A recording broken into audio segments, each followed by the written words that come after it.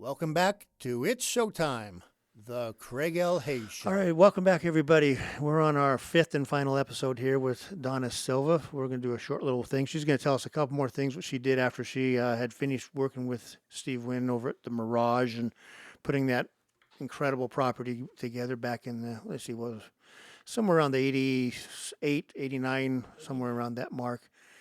And yeah, it was the most expensive hotel ever built. I think it was like $700 million at the time. It was, and back then that was Billion. ludicrous money back then. So, anyways, why don't you tell me a little bit more what you did after Steve Wynn, working with him on projects, and then tell me a couple stories of maybe a couple of your favorite entertainers and why they were your favorite. Well, what I did was after I got the job with David Hersey, who actually thought of making the water turn into a volcano, is he was traveling and doing a lot of shows in foreign countries. He was doing Miss Saigon at this particular time in Japan, and so what I did was the smaller volcano. I did all the testing, orchestrated the testing, and whatever we thought of, and I mean me or David or Steve, uh, whatever we thought of, we I had the ability to spend that much money. Steve had said, whatever you need to spend. So I was in charge of all this testing that we did for the volcano. Then if it worked, we were going to put it on the big volcano that was 40 feet tall. And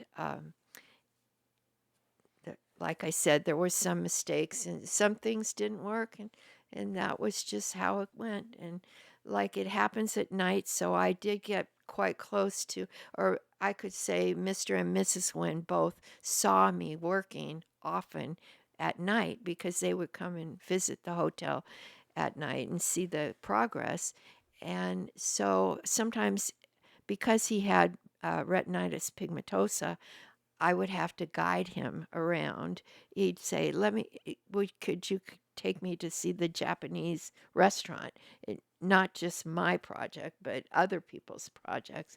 And, like I could catch things, having lived in Japan, that they had Mount Fuji without snow on it. And I said, I'm sure if you ask any Japanese person, Mount Fuji always has snow on it. I've never seen it without snow or a picture. I've lived there.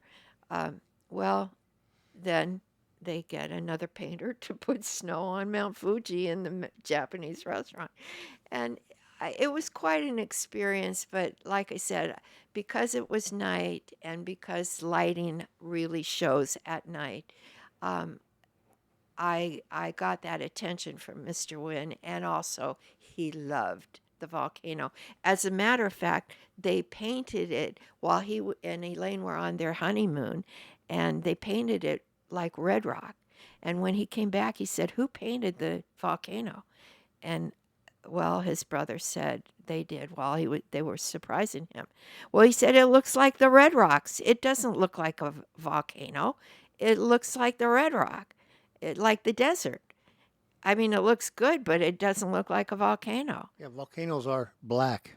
And like I said, well, actually, they're actually purple, Purple, more like purple. kind Okay. of a. Well, he says, Donna, what color is your hair? And I said, well, they call it aubergine. That's like an eggplant color. And he says, that's what color a volcano is, eggplant color, aubergine, like Donna's hair, painted aubergine.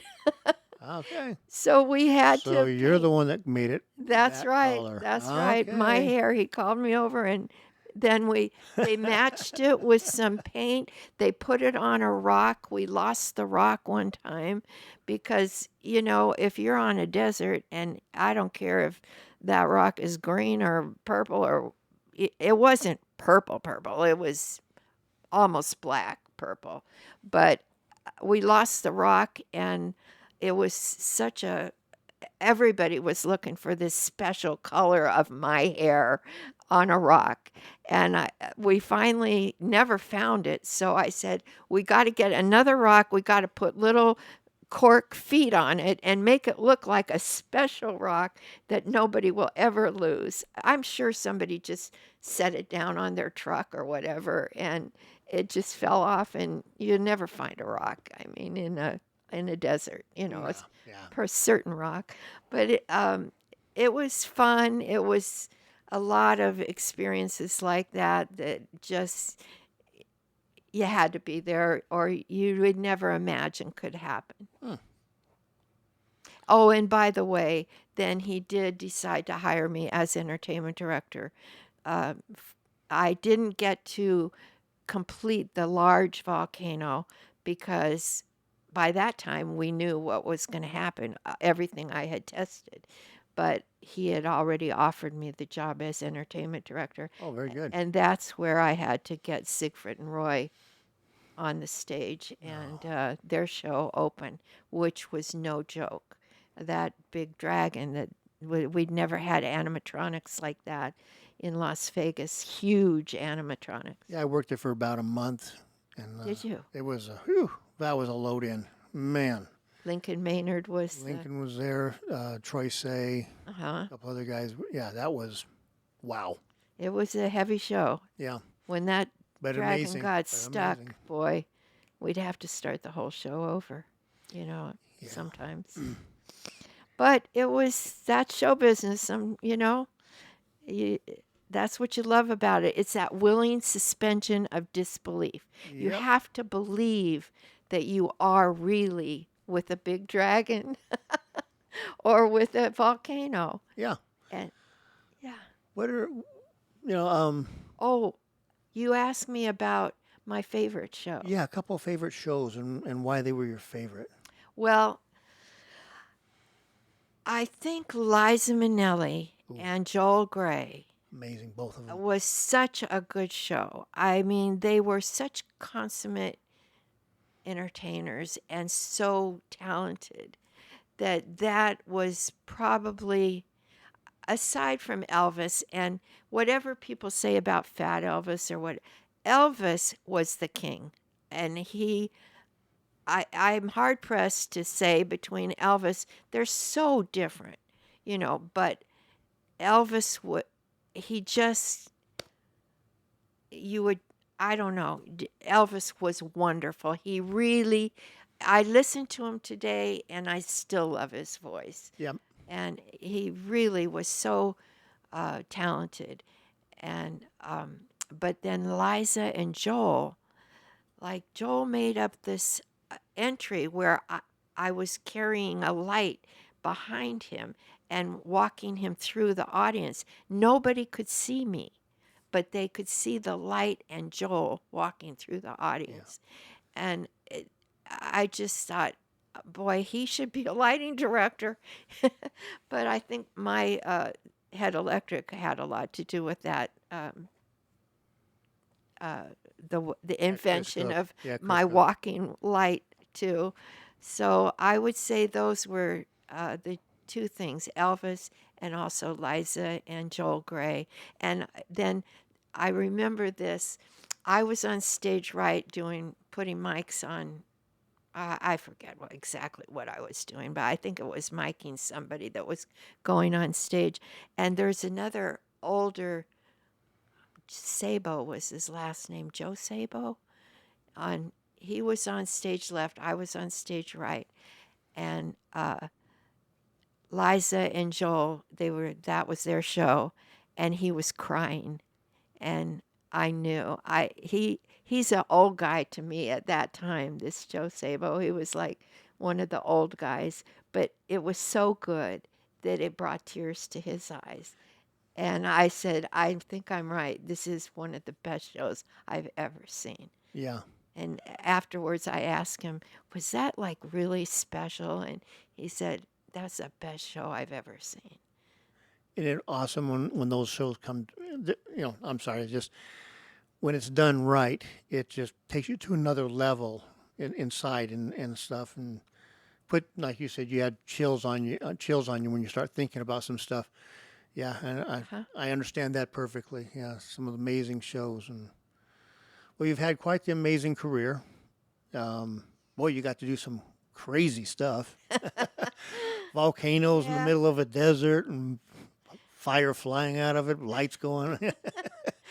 It's been fun, and I gotta say, I just think I have had the best career like I could ever imagine, and coming from like someone that's pretty much self-educated, I just think perseverance and kind of a willingness to suspend disbelief and Yep. always think if nobody else knows how to do it, why not try? Yeah, invent it then. Yeah, Yeah. create it. And but persevere, that was my talent, I think, is how I got to all those places.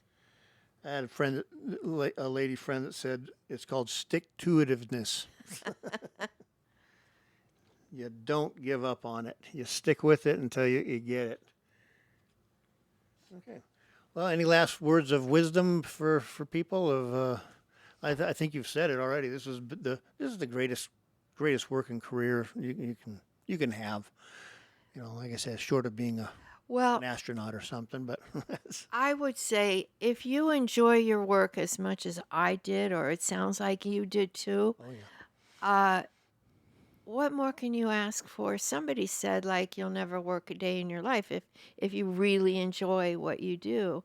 And we're not all that lucky to find what we I remember when I didn't know what to do, but then I saw Start Me Up, with the Rolling Stones. I could do this. yep, And not to the main thing was that perseverance that and to believe I mean, it was hard to get to those places. It was not ever easy to yeah, put myself there.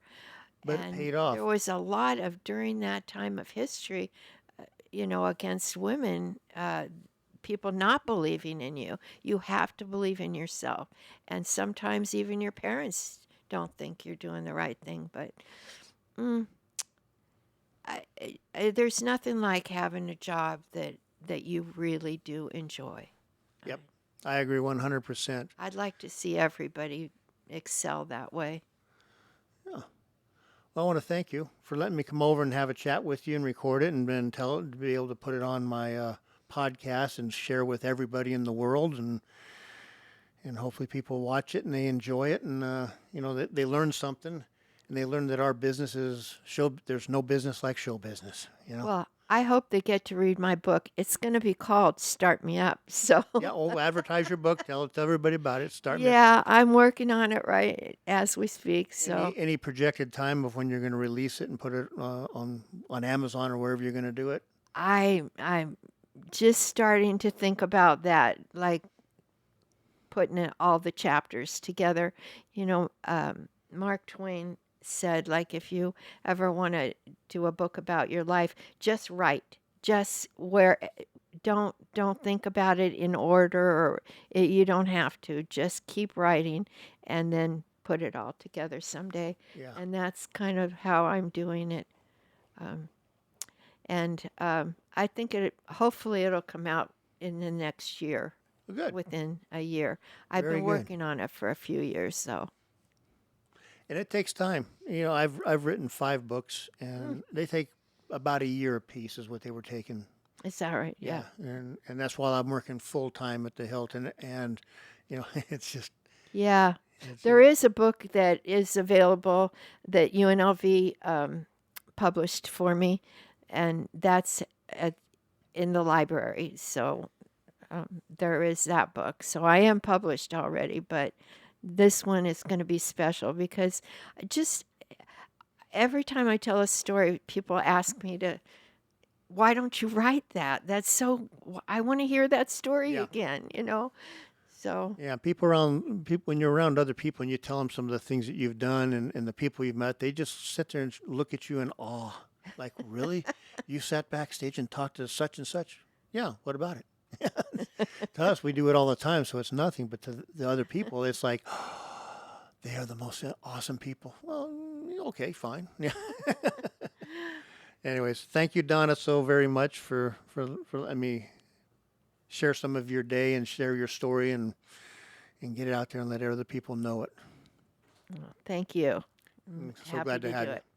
And we're going to continue doing this with other folks, and we're going to get the history of Las Vegas saved one way or another in show business. So, all right, folks. Until then,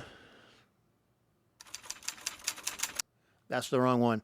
This is the Craig L. Hayes Show, and it's showtime. So until then, thank you much until the next episode. Thank you now.